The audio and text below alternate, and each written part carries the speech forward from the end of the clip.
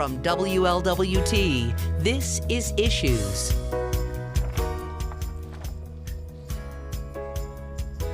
Hello, welcome to Issues. I'm Jan-Michele Lemon Kearney of SESH Communications and the Cincinnati Herald. This is kind of like our Ohio State program because first we're going to talk to someone who used to work at Ohio State, and then we're going to talk to someone who is going to tell you all about climbing Mount Kilimanjaro, something he's about to embark on for a very good cause, and Ohio State's involved in that too. So first, I'd like to introduce you to Karen Williams, and she is the owner and founder of Sewendipity. Sewendipity Lounge. Yes. And it's not a bar. No, it is. It's not a bar. No. And it's down at 722 Main Street. Tell us about Sewendipity Well, Lounge. we opened it up April 4th. That was the day the Reds opened up. We had a great big opening and a lot of good things. Gave out Cracker Jacks and all of that. Oh, nice. But what we do, we are basically a sewing studio, and we teach people how to sew. Wow. And you were telling me earlier, now that is kind of, people have missed that in school. This generation has missed that. There are a group of folks, a demographic that did not get the domestic arts. And so we find that people are coming to our store because they want to learn how to sew. We do a lot of alterations. We do some custom work, and we sell fabrics, we sell notions, and we have a great place where people come, meet each other, become friends, and learn how to just do some basic things that you did not get when you were younger. Also, we have a group of people who used to sew, but no longer do it because they just don't have the time, and there's no place to do it. There are no places, stores that really teach garment construction, and that's what we do. Wow. And it's right there on the streetcar line. I love it, on the streetcar line and the bus line. The bus line. And we should mention the streetcar opens for business September 9th, and you have some specials. Tell us about the specials. We have specials. We have 50% off on fabrics one day.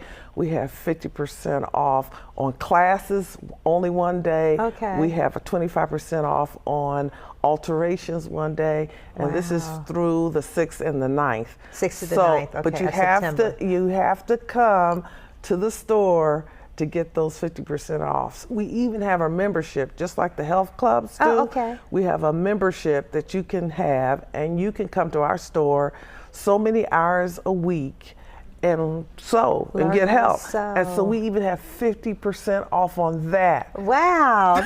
And I can tell you're so passionate about this. How did you? So let's go back to Ohio State. Okay. What were you doing there, and how did that lead into Sewendipity Lounge? Well, I came out of school as an extension home economist, or as a home economist, and then I worked for the Extension Service, which is a part of the Ohio State University, for almost 30 years.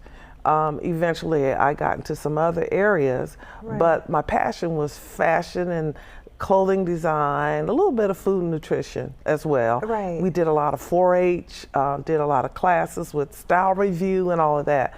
And so when I retired 10 years ago, and I rested, and I saw what you didn't rest that long. I saw what the need was, that people said, where do you go to sew? I like to have a place to just learn and have fun. And I kept thinking about it and looking at the demographics and hearing people say that so much.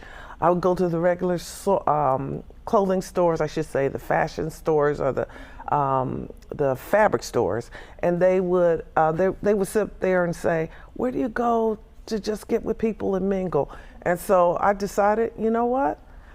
This is on my bucket list. I'm going to do this. This is great. So you opened up in April. Sewendipity Lounge. I love that idea because not only can people come who don't know how to sew, people who know how to sew can come and work there with others. And so it's kind of a social thing. It really is. Make your own clothes. And have fun. Yeah. Yeah, we really, and we even have a little lounge. So you can come and have some snacks and talk and just learn. This is fantastic. Now, how do people sign up for the classes and to find out? They can go online at sewendipity.lounge.com. Okay, so we will connect you through WLWT.com. Right. Okay. Sewendipity.lounge.com, or they can come into the store, and we have a card reader, and we can take your payment right in the store. Okay, wonderful. Now, and Jeff is asking, who provides sewing machines? We have a lounge that's fully equipped. Oh, really? We have sewing machines, we have sergers, we have ironing boards and irons. Wow. We have notions and fabrics and tables to cut things out on. Wow. So basically you bring your toolkit, which is, we call it the sewing kit. Right. And we provide the rest. Even if you don't have your toolkit, you can buy some things in our store. Right. That is so wonderful, because I used to really like making my own clothes, Yes. but you do need a room for that. You need a Yes. space, because there are Yes. pins, Yes. and I mean Yes. there's like junk when you're cutting out the pattern and Right. trash. I mean there's you need Yes. places to lay out the Yes. fabric Yes. too. Yes. So so it sounds like this is a Right. perfect location for that. It's ideal, and it's right on Main Street, and we get a lot of traffic, and people come in, men and women. Really? We don't discriminate. Anyone who wants to learn how to sew, who wants to get their clothes altered, we take care of it. Well, now, what's the most challenging thing you've discovered since opening in April about having this business? It's just encouraging people to do it. They'll say, I don't know if I can. And we just say, you can do it. And Right. they come in, they'll make the basic class. We do the infinity scarf. Oh. And when they finish that class, they literally have something that they can take home.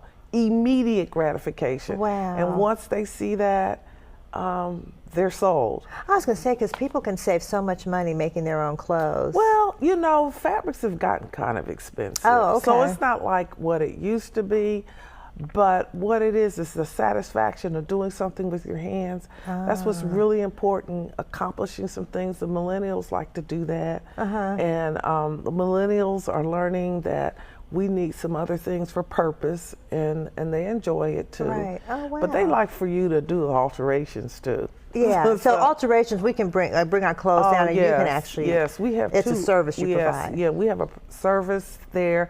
We have two excellent people who do alterations for us. We do some tailoring and repairs. I mean, we kind of cover the gamut of taking care of a person's garments. I bet you were super busy during prom season back in Yes, May and June. we were, but we had just opened, so it was a matter of us just just getting people familiar with what we do. Right. That is fantastic. Okay, tell us that number to call, Karen. You can call SewendipItyLounge.com or go online. Okay. Or you can call 443-6739. Okay. And let's say the number again. Okay. Oh, and Jeff has it up on the screen. 443-6739. You can call us if we are not there, because we're open Monday through Thursday from 11 to 7 o'clock. Okay. Friday. Oh, that's late. Nice. Yeah, Friday 11 to 5. Saturday we're closed, but Sunday we're open from 12 to 5. Oh, you're open on Sunday? Yes, because a lot of people like Sundays. Sunday afternoon to kind of do some fun things. Exactly. That's a great idea. Exactly. So Saturday you take off for you. Yeah, take off. So you're open Monday through Friday, and then again on Sunday. So Sunday through Friday, basically. Yes. Yeah, Yes, that's Sunday great. through Friday. Yeah, that's really good. So Sewendipity Lounge. right there on the bus line, on the new streetcar line. Right. 722 Main Street. That's a fun place to get off the streetcar and go and check out what's going on there. Alterations, sewing classes, just sewing. Right. Fabrics, notions, notions. and fun. And fun. Fabrics, notions, and fun. I like that. That is so great. And you have your special going on from September 6th to September 9th. So but the rest of the month, we are going to do a 10% discount for those who are riding the streetcar and come in. Oh, that's great. That is wonderful. I love that you're right down there on the streetcar line. Well, that's going to be you. fun. Well, Karen, thank you so much. Sewendipity Lounge. We want to make sure you check that out. Stick with us. We'll be back in a moment to talk about somebody who's about to climb Mount Kilimanjaro.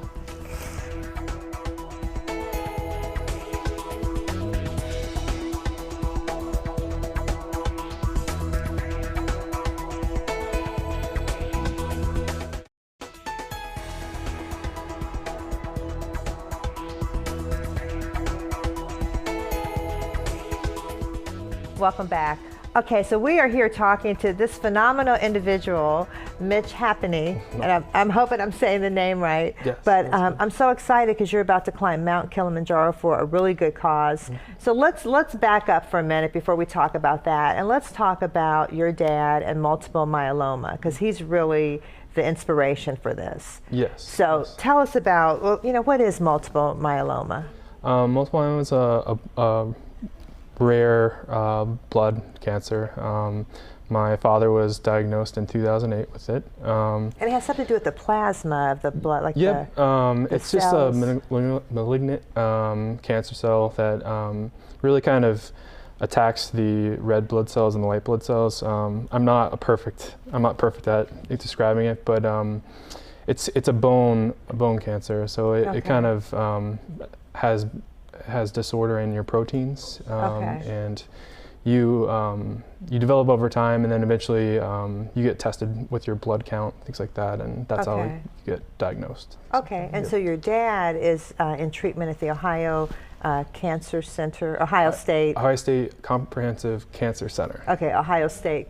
Ohio State, probably. The Yeah, Ohio State probably. Comprehensive Cancer Center. Here's a picture of you and your dad right there. Yeah, actually that was my dad and I in 2013. We rode our motorcycles to Alaska. Really? Yeah.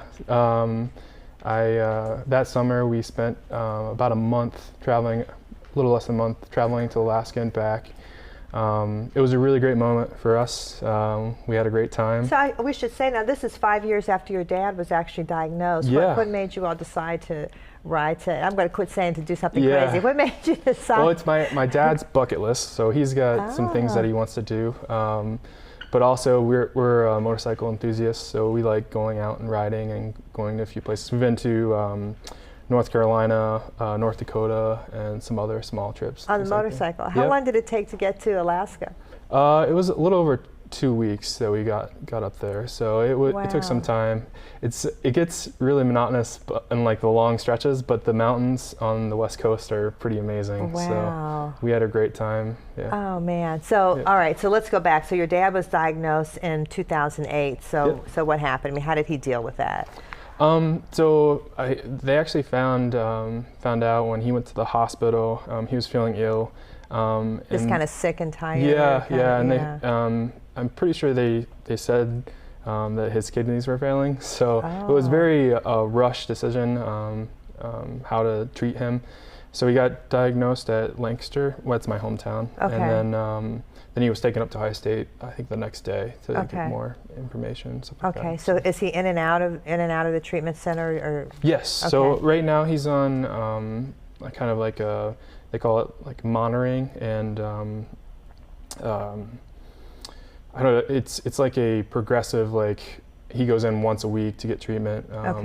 He goes in on Fridays every 3 weeks, and then he's 1 week off. So for that right now, he's been through a lot of like clinical trials and some stem cell transplants and things like that. So and how is he feeling now? Great. Yeah, it's really great because it's been 8 years, so there's a lot of success behind what they're doing at Ohio State. Yeah. They've done some really great stuff. My dad has been able to pretty much live on his own terms. Wow. Though the doctor sometimes just doesn't like that, but. Oh, really? Yeah.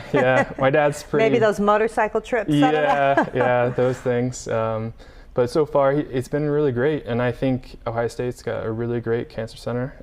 They've been really helpful with my Kilimanjaro climb, but also they listen to my dad.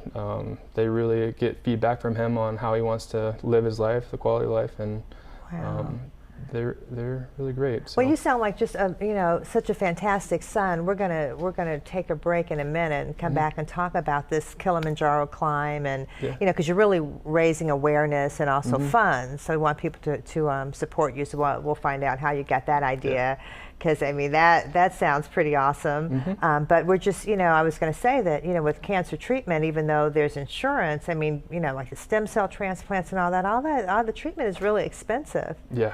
So you need to the idea of you really need funds for that, and I think it's great you're doing this. So we're going to take a break in a minute, Jeff is saying, and then we're going to come back and we're going to talk about Kilimanjaro and how people can support you on this journey, and also how do you prepare for something like that? I mean it's the highest peak, so of a freestanding mountain. Okay, so Mount Everest is about 10,000 tall enough feet high. Okay, all right, we're going to be back in just a moment.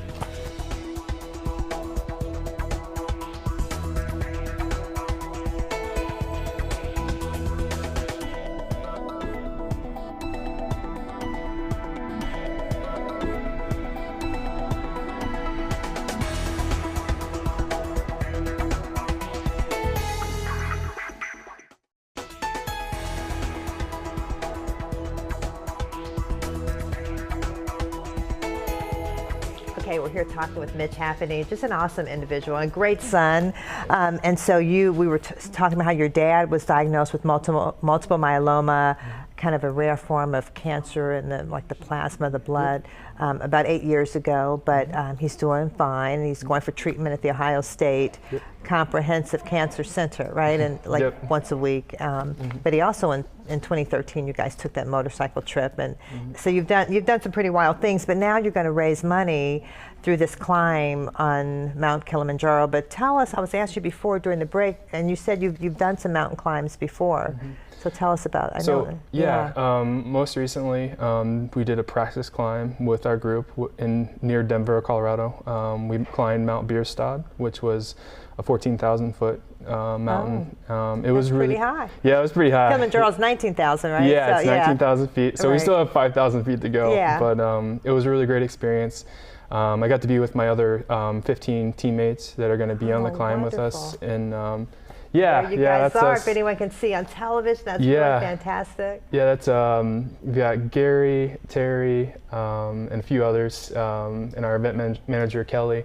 We all were successful in getting up the mountain. Wow. It was a lot of fun. That's our full team. Wow. A lot of great, inspiring individuals. You've got people from all over the United States, from Alaska to Boston. Man. Really, really inspiring. About 6 of our team members are multiple myeloma patients. Oh, really? Yeah. So I actually asked my father to go with me. I was going to ask, is your dad going?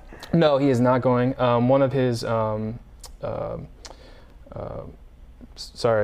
medications doesn't allow him to go. It's just something that won't work out at high altitudes. Yeah, so Jeff was talking about the whole high altitude thing. So how does one get used to that? I mean, 19,000 feet is high up there, and you start at sea level. Yeah, we're going to start from sea level and go up 19,000 feet, which sounds crazy to me. To me too. Yeah.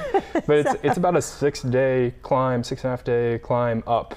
So you take that's actually pretty fast, because some people take 10 days, I understand. So you guys aren't going that slowly. Yeah, we're going at a fast enough pace for us to get used to the altitude and get us ready or up the mountain in an expeditious way. But no, we're really excited. We're gonna go up and down. I feel like it's gonna go highs and lows throughout the climb, and the endurance is really what I'm concerned about, and the stamina, because once we get up to 14,000 feet, it's just going to be straight up, and it's a really cool experience the last day actually, where we wake up at midnight and then we climb, so we're there at daybreak, and it's going to be really cool. That's going to be fantastic. You'll have to send us photos of that. Yeah, I'm hoping to get some really good shots. I haven't decided if I'm going to buy a GoPro or not, but that's one of the big decisions before I go. It sounds like a really good investment. Yeah. So so are all 15 people that we saw in that picture, are they going with you, or is yours? Okay. Yeah, it's going to be a huge group, and all. We're going to have a support staff there as well,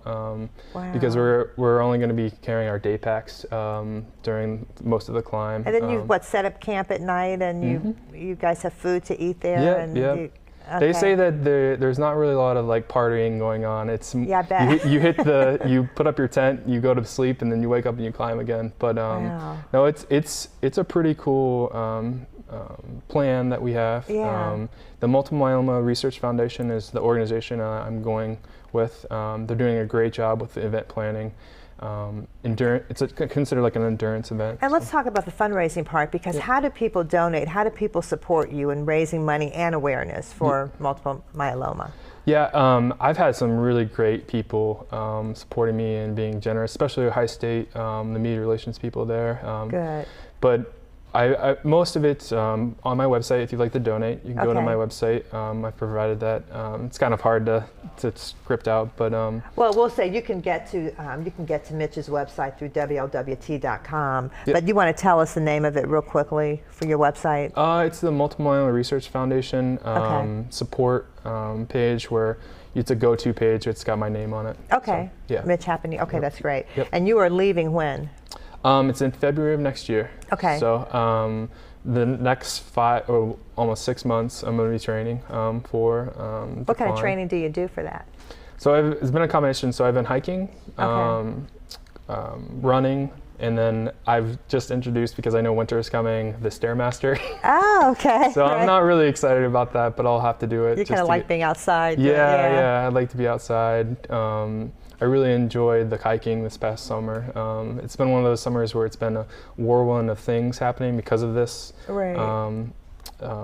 So I bet your dad is really, I mean, he's an inspiration to you, obviously, but I bet you really inspire him too.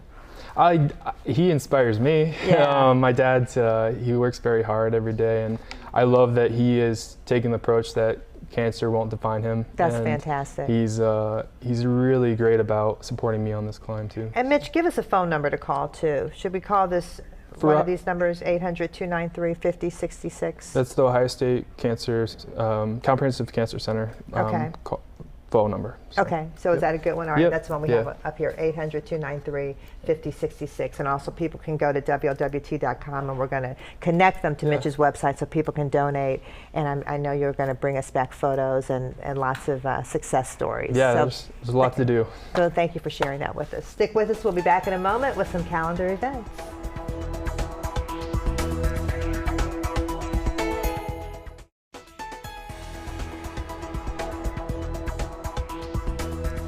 All right, here is to Michael Bobo with some events. First up, we have Avondale Comprehensive Development Corporation, Feet in the Street, 3rd Annual Urban 5K, Saturday, October 15th, starting at 8 a.m. at the Avondale Town Center. For more information, call 513-861-2232. Next up is ACDC Black Tie Dinner and Dance, their 3rd Annual Coming Home. Saturday, October 15th at 6 p.m. at the Cincinnati Zoo. Tickets are $125. For more information, call 861-2232. We also have Casino Night 2016, which will be Friday, October 21st from 5:30 p.m. to midnight at Prime 47, located at 580 Walnut Street, number 100. The donation is $35, and the phone number for that is also 861-2232. And we also have coming up this Friday, the Coochie Chronicles, a spoken word stage play, September 10th and 11th at Artsville, located at 5021 Wetzel Avenue. Tickets are $22.50, and this is an exploration into the lives, stereotypes, and realities of women of color. And I just thank you to Mike. I just want to mention that the casino night was for Envision Children Learning Center. So we want you to have a great week. Stay safe and stay positive. Don't forget to support Mitch on that Kilimanjaro climb. So it's going to be fantastic. So have a great week.